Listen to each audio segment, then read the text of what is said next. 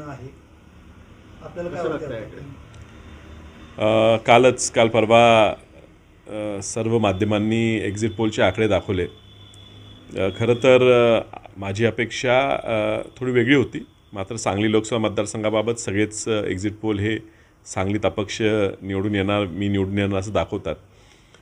ही निवडणूक ही जनतेची निवडणूक होती. ही काय माझी वैयक्तिक निवडणूक नाही. मी पहिल्यापासून सांगतो, लोकांनीच निर्णय घेतलेला आहे. लोकांनी ही निवडणूक हातात घेतली होती. ही माझ्या हातात खूप पूर्वी, म्हणजे मी आज भरलेल्या दिवसापासून ही निवडणूक माझ्या हाताबाहेर गेलेली. आणि म्हणून तो जो कौल जनतेचा आहे तो कदाचित पोल घेणाऱ्या लोकांनाही दिसला असेल. त्यामुळे मला प्रचंड विश्वास आहे की ह्या वेळेला जनतेने बदल करायचं ठरवलेला आणि बदल हा झालेला आहे. उद्या निकालात तो दिसून येईल. निवडणुकीमध्ये खूप आरोप प्रत्यारोप तुमच्यावर झाले, अगदी खालच्या पातळीवर जाऊन तुमचे चरित्र असेल किंवा इतर काही गोष्टी काढण्याचा प्रयत्न विरोधकांच्याकडनं झाला. हे पहा, निवडणुकीत भाजप राष्ट्रीय पक्ष आहे, सगळ्यात मोठा पक्ष आहे असं ते सांगतात.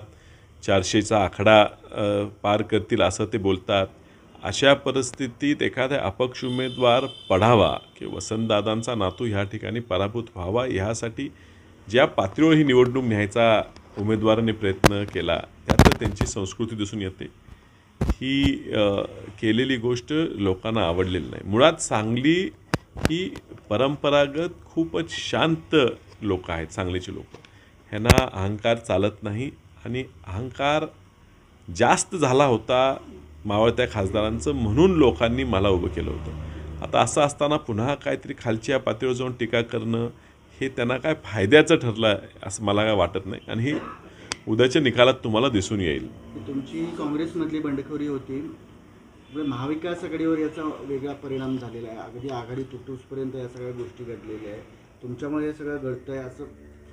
हे पहा, मी काँग्रेस पक्षाच्या कार्यकर्त्यांचा उमेदवार आहे. मी आधी सांगितलं की हा जो बंड आहे हा बंड हा सांगलीच्या काँग्रेसचा बंड आहे.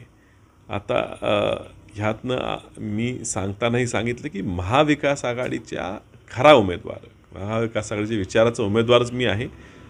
जेवढ्या लवकर सर्व घटक पक्ष ते स्वीकारतील तेवढं चांगलं होईल.